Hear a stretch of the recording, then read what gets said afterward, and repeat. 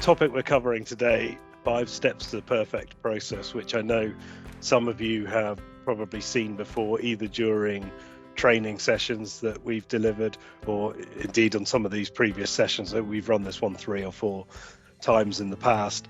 As I say, it's a really important one on our training sessions, so it's always worth running it again. And I know from time to time we get people who've previously been through training dropping back in again to cover it.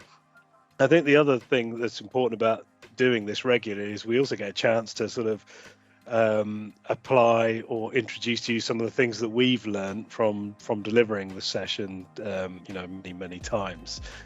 And I think one of the things that has been quite interesting recently is just in terms of positioning how this approach fits into the sort of bigger picture, if you like. And by that, I mean, there's a number of components to the approach that we use in Skore. So you'll all be familiar, I believe now, with the process notation we use, which is the Universal Process Notation, or UPN. So one aspect about mapping processes in Skore is about understanding UPN. But the other aspect is about, we use this phrase, again, I'm sure you've heard it, which is mapping at the speed of conversation. And that's all about using Skore to map processes in live, either a live process workshop or a live conversation with someone. So it might be a one-to-one interview, or even just a couple of people sat around a table mapping a process. And the 5 steps to a perfect process, which we'll go through now, is, to me, it's about that. It's about mapping at the speed of conversation. Now, whenever we say this, I know from talking to people, they sort of immediately conjure up this idea of lots of people in a room talking and then typing frantically, trying to capture everything they say. And that's not quite what we do. Again, those familiar with using Skore will know that we've specifically designed the user interface with shortcuts and so on to make it as easy as possible to map while someone's talking. But the real magic about this concept of mapping at the speed of conversation is about you as the facilitator or mapper stroke facilitator actually controlling that conversation and using this framework to control the ebb and flow of that conversation. So that's really what the key of this 5 steps, or what we call the 5 steps to the perfect process, is all about.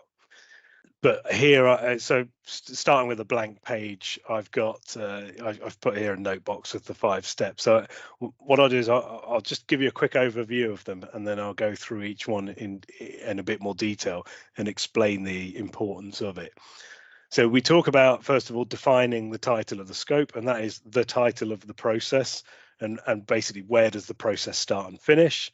So that's about drawing a line around what when we're going to map something, drawing a line around that, so we're not going off and talking about lots of different things. So again, just to reinforce that thing, this is really useful when you're in that conversational type environment, the workshop or whatever. It's about making sure that everybody understands what the boundaries are for the topic of this conversation, and then and therefore not going over those boundaries, or when we do drift over those boundaries, using it as a reminder to bring ourselves back in again.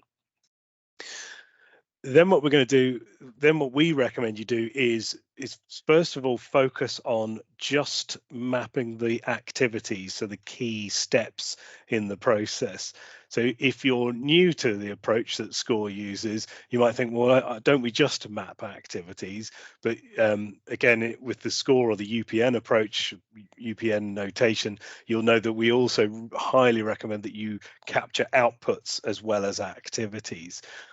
So here, when we talk about capturing activities, one of the reasons we do this, again, from a conversational aspect, is this tends to be the easiest thing.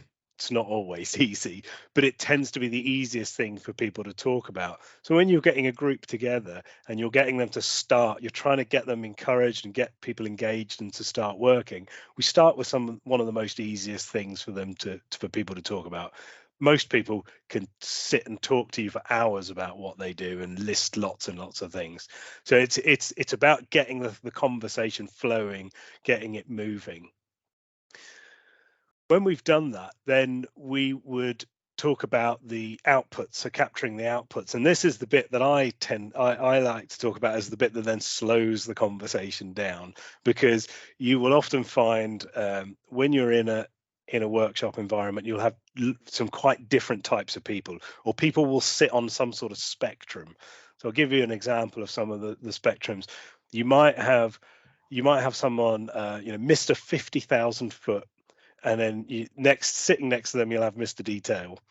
And the difference between those two people is Mr. 50,000 foot will be able to describe a process at a very high level. You might talk about a sales process and they'll go, oh, well, the sales process is easy. As we generate leads, we convert them to opportunities, we can close the opportunities and sign contracts. Mr. Detail, on the other hand, will say, well, the sales process, what we have to do is we have to log into this computer and we have to download this list, and then we create this thing and go right into the detail. So you get those sort of two very different perspectives. Another spectrum we often see on there is you get Mrs. Chatterbox, who just loves to tell you about everything that she does, and then Mrs. Quiet, who sits in the corner and doesn't say anything at all. And again, you've got that other sort of spectrum that you have to sort of manage people on. And so sometimes you'll get a lot of information that you don't always have time to capture. So using the outputs to get people to think more, and again, I'll go into this in a bit more detail in a second, think more about what they're doing and what they're telling you, really often helps us sort of slow the conversation down. The next step, the fourth step is about defining the roles against the processes. And one of the reasons we do this towards the end rather than earlier on is there's a couple of things that happen when you're mapping processes. First and foremost, people, they'll often try to fit the activities they're trying to describe around the people that they know do them. And actually, you want to try and separate those two things, because in most cases, when we're looking at processes, we're looking at processes about how can we scale these, how can we make them more repeatable. And if you tie them too closely to people who do those things today, it becomes harder to do that. So it's really about encouraging people to go, forget who does the process, let's just talk about what it is, and then put the people on later. Another thing that happens regularly in processes, I hear all the time, is someone's describing a step in a process and they say, oh, well, and then at the end of that step, I hand this back to Claudia. And so they go, right, what I'll do is I'll draw an arrow that goes back to the last box that Claudia was on.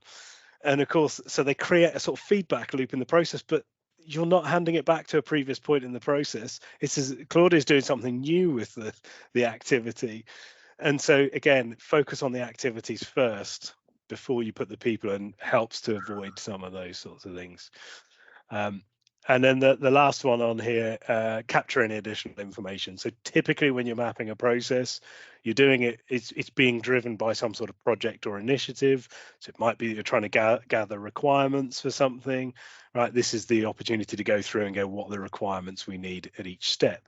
It might be that you're looking at it from a risk and compliance perspective. So you go back and look at it from what risks might be impacting it.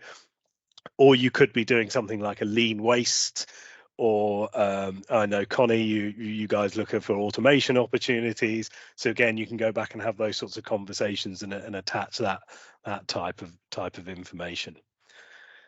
The key thing to this is that it's iterative, and this is why it's really useful, and one of the reasons why it's so powerful within that sort of workshop type environment, because you are not going to be able to capture every single thing that gets said, every single bit of the discussion the first time you talk about it in the process.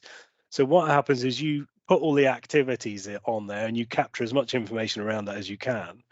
You iterate back through the process by talking about the outputs at each step. And again, someone will go, oh, actually, that activity, it doesn't happen in that order, it happens in a different order. Now I've had time to think about it. You do the same again with the who does what. You iterate back through the process. Someone will go, do you know what, we've missed out that really important step we do, and you add another box in. So each time you're adding, the process is becoming richer and richer, and so you don't have that pressure to have to type every single thing that everyone says. If you missed something in one of the previous iterations, someone's going to bring it up or mention it again later. Okay, so let's go in and do a quick process using the 5 steps of the perfect process. So typically, obviously, when you define your process within Skore, you'd have the title at the top. Obviously, I've called this the 5 steps, the process here, but it would be displayed. So what I'm going to do is just quickly use a note box. I'm going to call this, I'm going to do the expenses process. Again, I'm sure many of you are familiar with me having done this before. I'll just make that note box transparent background. And if I select my text in there, I can make this a header text as well. So I've got my little title just below the box there. So I'm going to be mapping the expenses process. So step 1, define the title and scope. So I've got my title, expenses process. Now, for me to define the scope is basically, as I talked about before, it's that sort of boundary. So it's where does the process start? What triggers it to start in the first place?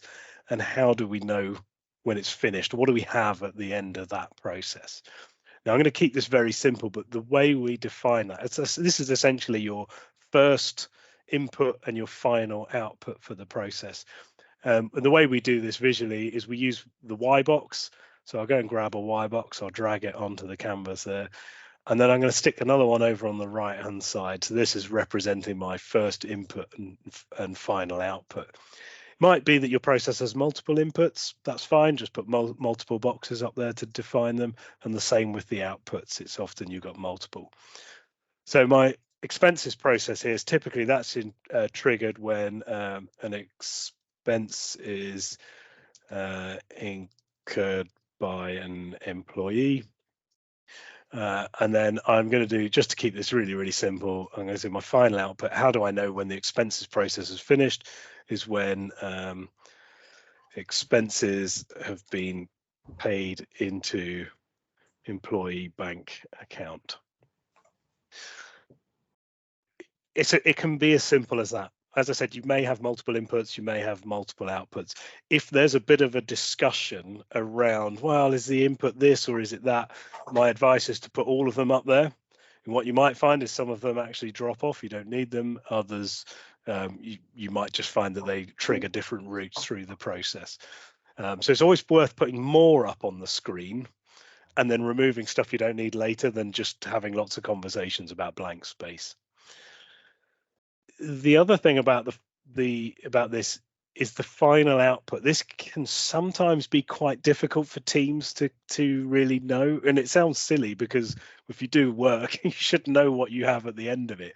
But what's interesting about this is people often have never really thought about the processes in this way, and then never really thought about what a logical endpoint for the process might be. And I think one of the sort of easiest examples I've got to illustrate this is often where you've got a sort of logistics and shipping team. Often they'll have a process where, it's ship product to client, for example, and someone might say, well, the final output is the products shipped out the door. Because often if you're sat in the factory, that's the last thing you see is the product being loaded on the truck going out the door. And then often in those example, someone might go, or after they've mapped the process or certainly the activities, they'll get towards the end and they go, well, do you know what, it's not when we've loaded onto the truck, because actually when the truck's gone out down the road, we then follow up with the client and check that they've received the goods or whatever. It doesn't matter, like it's about putting that line, but if the line has to move as you gather more information during the workshop, then that's fine as well. So it's about getting something up there, but changing and adjusting as you go. So the next piece then, I said, is the bit about where we actually the sort of rubber hits the road in terms of actually mapping the process, and it's the activities. So again, you've seen now, I'm sure most of you will know, we use what boxes to describe what happens. So I can grab and drag a what box onto the screen. Little tip that I've found quite useful in the years that I've been doing this is I'm going to use the shortcuts here. So you can see the shortcut at the bottom, W plus a click creates a what box. When I'm at this point, I found it much better to put a bunch of empty what boxes onto the page than to just have a blank page and put them on as we go. I always, to make it symmetrical, I always put 6. Might be that our process ends up with 8, 10, or 12, or it might just end up with 4, but I always start with 6. And then I challenge people, try to describe the process from expense incurred by an employee in 6 steps or less to get to your expense paid into the bank account. Now, going back to what I said before, you'll often get people in who just cannot do that. They will tell you 30 or 40 steps to get there. And if that's the case, sometimes you just put them all onto the page, map them all, or add all the boxes on there. As you do that, what will happen is someone will all say, yeah, but aren't those 4 steps there just part of you submitting a new expense form to the line manager? In which case, great, you've grouped them together and you can use the detail view, which I'll touch on in a second. But to keep it really simple, so here I'm going to do expense incurred by an employee. So I'm going to create a new expenses form. Then I'm going to scan receipts. I'm going to submit expenses for approval. Excuse spelling mistakes. Someone here is going to then have to pick that up and approve it. So approve expenses.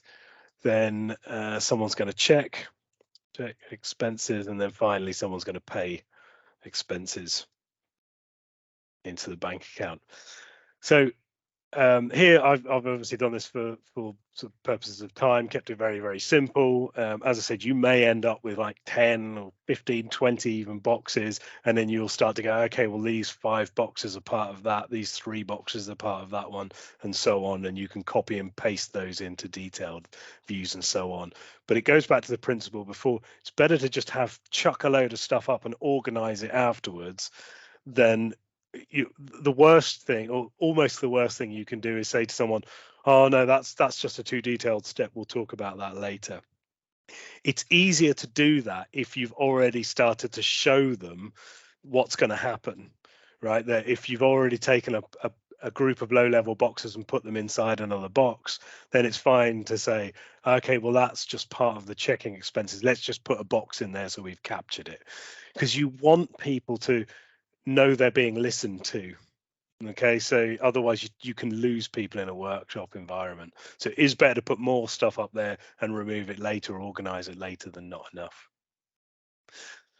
Just a quick one again, this is more of the UPN type approach, but when we define activities, we use verb and a noun construct to describe them. So you're doing something to something. So we create a new expenses form, scan receipts, submit expenses, approve, check expenses, pay expenses, and so on. So verb, noun.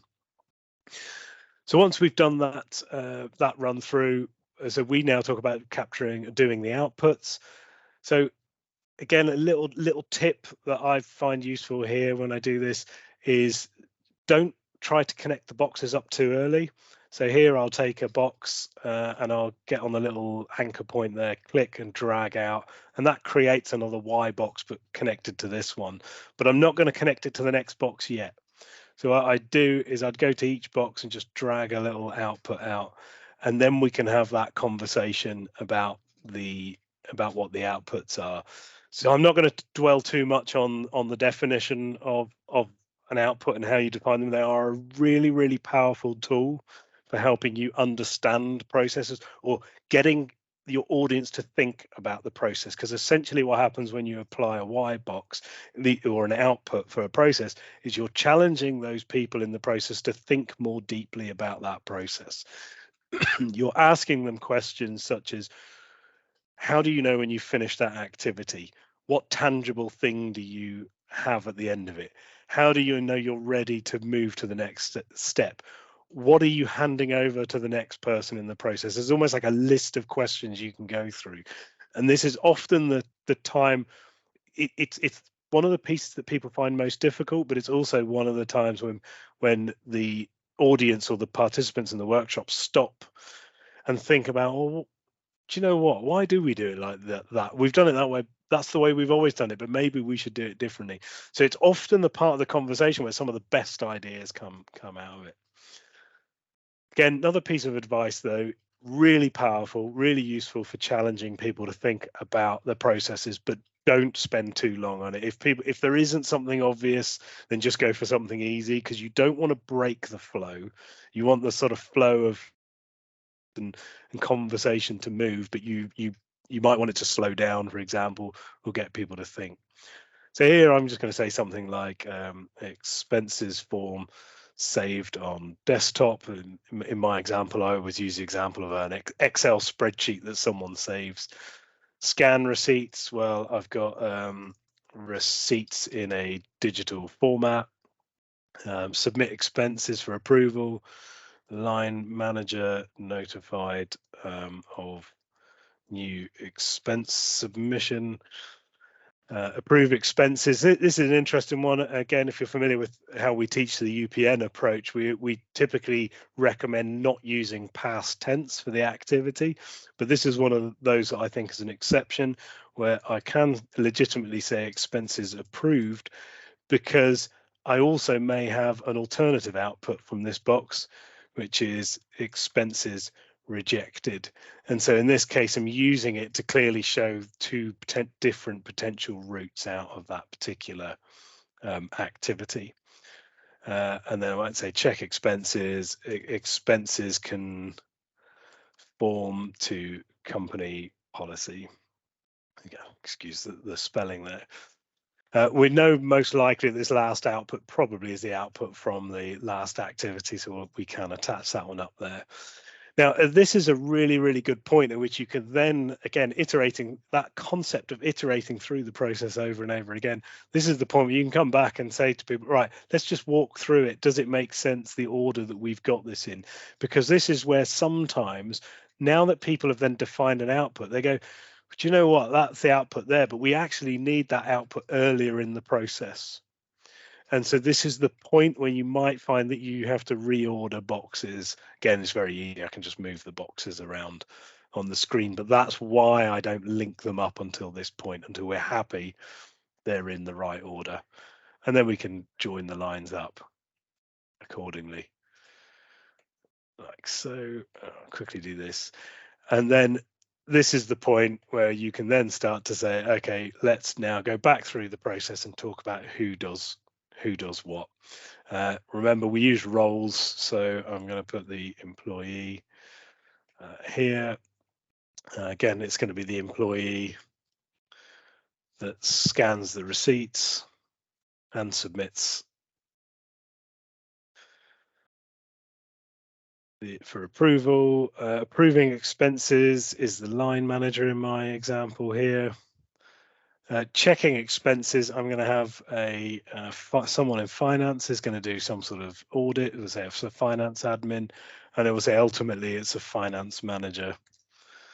If I can spell that one correctly. Finance manager that completes it. Again, if you're new to this, I can type in a new role here and it'll let me create that. And there we've got our almost finished process, or at least first pass of that process. And again, at this point or after step 5, either way is up to you, but reading the process out verbally is another really, really powerful tool. We'll talk about the process. You know, you've just spent 2 hours potentially talking about the process. You've got it drawn up on the screen, and then if you, as the facilitator stroke mapper, just go, okay, so we're all agreed. When an expense is incurred by an employee, that employee is going to create a new expenses form, which they save on the desktop. The employee is then going to scan the receipts, so they've got them in a digital format, and then they're going to submit those for approval. And you talk through verbally, because again, the amount of times I've done this in the past where you get halfway through the process and someone goes, that doesn't quite make sense. And then you have another conversation about why, and it might mean you end up adjusting or changing something. So it's that, again, that idea of, you know, go rewind right back to the beginning of this session. Mapping at the speed of conversation is not so much about mapping and typing as fast as possible. It's about putting a framework around that conversation and controlling it and getting all the information that you need out of it. So the final step on there, to finish off, capture any additional information. Typically, the examples I used might be things like requirements, risks, so on.